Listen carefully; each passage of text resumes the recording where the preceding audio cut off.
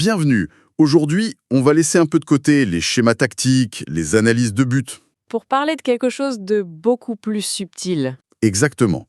Une histoire de concentration, de pression, et, aussi surprenant que ça puisse paraître, De serviettes. de serviettes, carrément. Oui, On se plonge dans l'ambiance électrique juste après une finale de Coupe d'Afrique des Nations.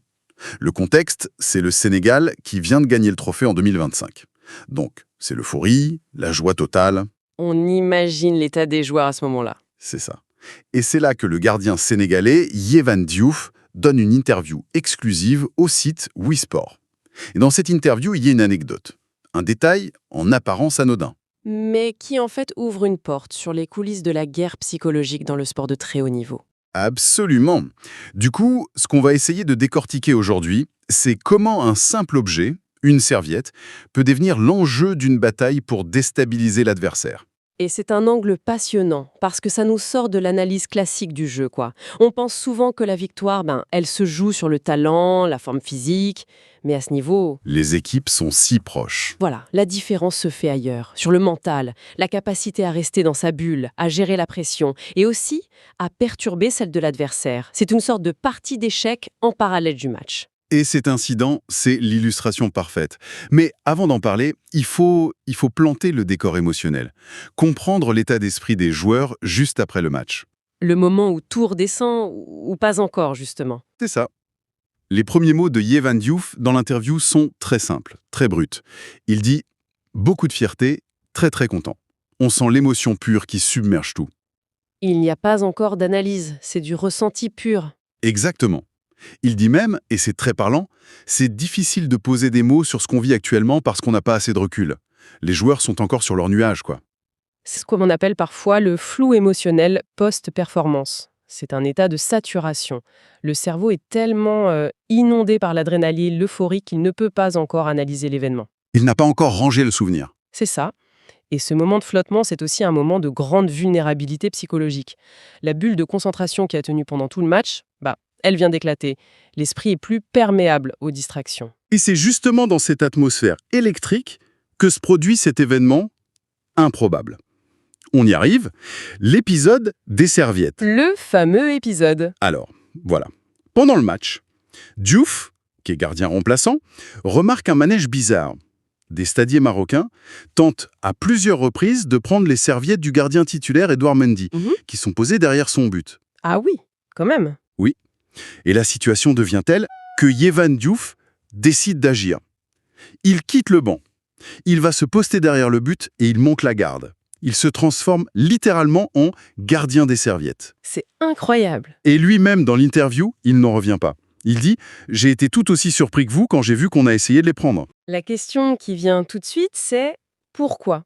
Pourquoi un tel acharnement sur de simples serviettes ?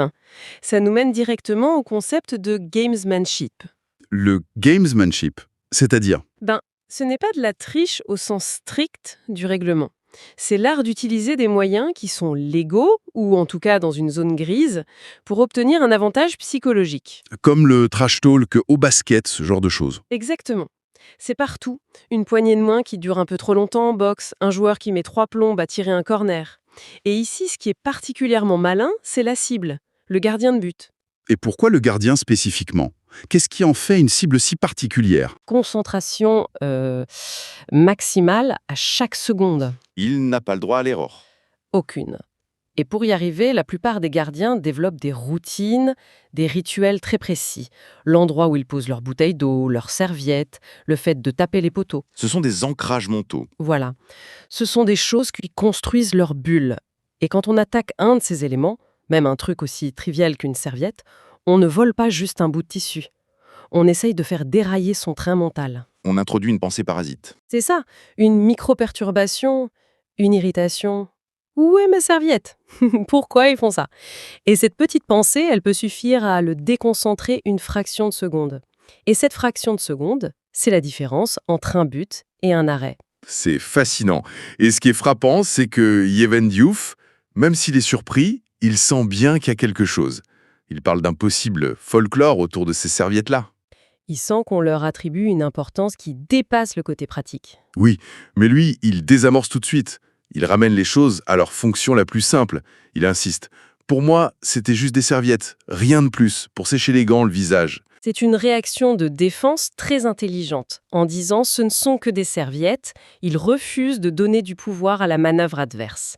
En gros, il dit « Votre tentative de nous faire croire que cet objet est magique, ça ne marche pas sur nous. » Mais le plus fou, c'est qu'il révèle ensuite un détail capital. Ce n'était pas la première fois. Ah non. Non, il explique.